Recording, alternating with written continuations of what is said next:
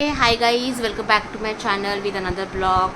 तुम्ही सर्व कसे आहात? आय होप तुम्ही सर्व ठीक असाल. आम्ही पण ठीक आहोत. सो मी आज तुमच्यासोबत शेअर करणार आहे एक न्यू रेसिपी. त्याचं नाव आहे नाचणी सत्व. ती तुम्ही 6 महिन्याच्या बाळानंतर देऊ शकता. हेल्दी रेसिपी आहे. तो तुमची नाचणी आहे. मी सकाळी स्वच्छ साफ करून धुवून मस्तपैकी भिजत ठेवली होती सकाळी. आता मी तिला एका स्वच्छ कपड्यामध्ये बांधून ठेवणार आहे. पाणी काढून स्वच्छ कपड्यांमध्ये आता मी ठेवला. तर ह्याला मी बांधून 1 दिवस असं घट्ट बांधून ठेवण्यात, कारण त्याला मोड यायला पाहिजे. हे असं बांधून झाकून ठेवून द्यायचं. हे बघा, तुम्ही पाहू शकता. ह्याला मी आत्ता जस्ट खोललेलं आहे आणि ह्याला असे हे मोड आलेले आहेत. हे मोड आल्याने चांगले असतात, कारण मोड आल्यामुळे बाळाला ती नाचणी पचायला चांगली पचते आणि गॅस वगैरे होत नाही बाळाला. सो आता मी हे सुकवत ठेवणार आहे. आजचा पूर्ण दिवस, कालचा 1 दिवस त्याला बांधून ठेवलं होतं आणि आजचा एक पूर्ण दिवस त्याला सुकवणार आहे बाहेर. असं बाहेर किंवा पंख्याखाली चांगली तुम्ही त्याला सुकवायला पाहिजे. चांगली सुकवली तरच तर ती चांगली भाजते. ओके, सो मी आज आता तिला सुकवणार आहे. हे बघा, आता ही चांगली सुकलेली आहे. मी तिला 2 दिवस चांगलं सुकवून घेतले नाचणीला, त्यामुळे चांगली सुकली आहे ती. आणि ते मी ड्रायफ्रूट्स घेतले आहेत. हे अक्रोड आहे, अक्रोड आहेत, सीड्स आहेत, बदाम, काजू आणि दिस खजूर, सुका खजूर काय, आणि ते आहे मखाना. आणि हे कुरमुरे आहेत. कुरमुरे यासाठी घेतले कारण ते डायजेस्ट व्हायला चांगलं असं बाळासाठी, त्यामुळे मी थोडे ॲड केले त्याच्यामध्ये. आणि इवन पिस्ता पण टाकला आहे मी, तर विसरली होती. आणि इथे मी आता कढई ठेवली आहे गरम करायला गॅसवरती. ती चांगली गरम झाली की मग आपण त्याच्यामध्ये नाचणी आता मी टाकणार आहे. बघा, कढई गरम झाली. आता मी नाचणी टाकते आणि नाचणीला चांगली याला भाजून घ्यायचं आहे. थोडा त्याचा कलर चेंज होईपर्यंत त्याला भाजायची आहे. आणि त्यामुळे त्याला एक त्याच्यावरून आपण अंदाज पण समजू शकतो की कशी नाचणी भाजली. एक स्मेल येतो त्याचा, मस्त वास असा येतो, सुगंध. तर त्यामुळे कळतं तुम्हाला. आणि थोडी लालसर अशी होऊन जाते. आता ती लाल आहे, थोडीशी अजून लाल होते, त्यामुळे तुम्हाला कळते की नाचणी भाजली आहे चांगली व्यवस्थित करून. हे आता मी ॲटलिस्ट 5 ते 6 मिनटं मी स्लो गॅसवरती तिला हे केलं आहे. असं आलटून परतून ती चांगली भाजून घेतली आहे मी आधी तिला.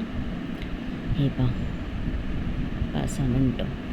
नाचणी सत्व हे खूप चांगलं आहे बाळासाठी बेसिकली, कारण ते बाहेरचं पॅकेट घेण्यापेक्षा आपण घरी बनवू शकतो. इझी पण आहे आणि पौष्टिक पण आहे. त्यामुळे मी तीर्थाला आत्तापर्यंत मी घरीच बनवून दिली आहे नाचणी सत्व तिला. सो तुमच्या परीने तुम्ही काही त्याच्यामध्ये ॲड करू शकता. आणि ड्रायफ्रूट्स पण अजून काही ऑप्शन्स आहेत, ते पण करू शकता. त्याच्यामध्ये अजून काही टाकू शकता तुम्हाला जे ॲड करायचे आहे ते. हे बेसिक आहे नॉर्मल.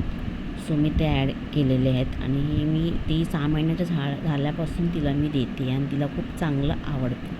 त्यामध्ये साखर नाही किंवा काहीच नाही, फक्त ते खजूर आहे. आणि जर तिला कधी पाहिजे असलं गोड लागत तर मी त्यासाठी गूळ टाकते. मी तुम्हाला नेहमीच सांगितलेलं साखर अवॉइड करायची लहान बाळांना. ॲटलिस्ट 1 ते 1.5 वर्षापर्यंत त्यांना साखर द्यायचीच नाही. सो मी तिला आतापर्यंत नाही दिले. आणि बाहेरचे जे पॅकेट असतं त्याच्यामध्ये साखर थोडी असतेच. हे बघा, आता इथे ही लालसर होऊन झालेली आहे. आता मी तिला साईडला काढून घेतले. त्यानंतर मी हा टाकला आहे मखाना. मखाना हा पण मस्त पौष्टिक असतो आणि बोनसाठी चांगला मानला जातो मखाना. त्यामुळे तिला मखाना पण मी खूप दिला आहे. जसं ती 6 महिन्याची झाल्यानंतर मला मखानाची खीर पण तिला दिली आहे मी बनवून. जशी मी रेसिपी टाकली आहे पोहा खीर वगैरे, तसेच मी मखानाची पण रेसिपी टाकील पाहिजे तर तुम्हाला. सेम आहे, लाईक असं त्याला रोस्ट करून घ्यायचं आहे आणि नंतर पावडर बनवून ठेवायचं. त्यामध्ये पण ड्रायफ्रूट्स वगैरे टाकायचे पावडर बनवून ठेवायची, ती तुम्ही बाळाला दुधात मिसळून गरम करून द्यायचं आहे. मखाना पण बाळाच्या बोन्ससाठी वगैरे खूप चांगला फायदेशीर असतो, त्यामुळे मी प्रत्येक वेळी हा नक्की ॲड करते. आणि आता ह्याला पण परतून घ्यायचं व्यवस्थित, चांगला असं दिसला पाहिजे. आणि हा म्हणजे भाजला त्याला कळतं की लाईक कसा भाजतो तो, त्याचा एकदम असं कडक होतो भाजला तर. आता मी तुम्हाला पुढे दाखवणारच आहे तो कसा रेडी झाला की नाही ते. सो तुम्ही पण नक्की ट्राय करा ही रेसिपी, खूप इझी पण आहे. मखाना रोस्ट होतो आहे आता बघा. मखाना हा होणार आहे, व्यवस्थित झाला आहे. इथे बघा तुम्ही, मखाना हा खरंच खूप चांगला आहे. इवन आपण पण खाऊ शकतो सकाळी त्याची पावडर बनवून दुधामध्ये टाकून. तो आपल्यासाठी पण खूप उपयोगी आहे, खूप हेल्दी आहे हा, जो तुम्ही खाऊ शकता. तर मी तुम्हाला ते ट्राय करते. हा अजून भाजला नव्हता, अजून थोडा भाजल्यावरती तर बघा एकदम कडक होणार तो. त्यामुळे आपल्याला समजून जायचं आपण की तो भाजला आहे चांगला करून. सो अजून भाजून घ्यायचं आहे त्याला थोडा वेळ. मे बी ह्याला पण 4 to 5 मिनिट्स 5 मिनिट्सच लागतात जास्तीत जास्त भाजायला. आता बघा इथे आता हा रेडी झालेला आहे. एकदम इझिली तुटतोय म्हणजे हा रेडी झाला आहे. त्यानंतर मी इथे टाकला आहे कुरमुरे. कुरमुरे हे डायजेस्ट व्हायला खूप इझी असतात बाळासाठी पण, इवन आपण पण खाऊ शकतो. त्याने पचनशक्ती वाढते. सो त्यामुळे नक्की थोडा तरी ॲटलिस्ट त्याच्यामध्ये ॲड करा. मी थोडाच टाकला आहे आणि छान पण लागतो खायला. सो त्यामुळे मी प्रत्येक वेळी हा ॲड करतेच त्याच्या ह्याच्यामध्ये कुरमुरे. तो पण लालसर होईल तोपर्यंत थोडासा भाजून घ्यायचा आणि नंतर मग काढायचा. त्यानंतर आता हे टाकलेत मी ड्रायफ्रूट्स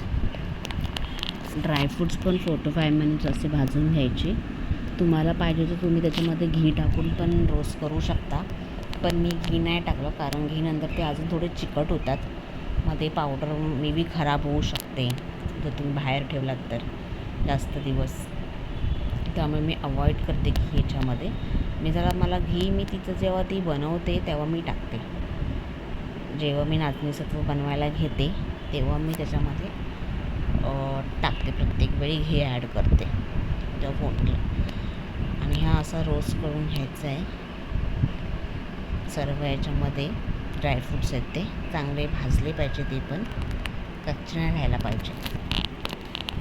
आणि ड्रायफ्रूट्स तर अतिशय महत्त्वाचे आहे, ते तुम्हाला पण माहिती असेल. खूप पौष्टिक असतात आणि बाळाच्या आरोग्यासाठी खूप चांगले असतात. सो मी तिला घेते खजूर पण, ओले खजूर पण ती खाते, जे तुम्हाला मागच्या रेसिपीमध्ये पण बघायला भेटलं असेल. टाकते त्याच्या प्रत्येक ह्याच्यामध्ये. पण असं बोलतात की जास्त पण देऊ नये, गरम वस्तू गरम असतात, पण ते भिजत ठेवायचे ड्रायफ्रूट्स तिला द्यायच्या आधी, त्यामुळे ते त्याचा गरमाट निघून जातो. सो डोंट वरी. तर अशा पद्धतीने हे भाजून घ्यायचे आहेत, चांगले रोस्ट झाले पाहिजे. ते तुम्हाला दिसेल थोडासा त्याचा कलर चेंज होतो रोस्ट झाल्यानंतर. आणि नंतर मग काढायचे आहेत बाहेर.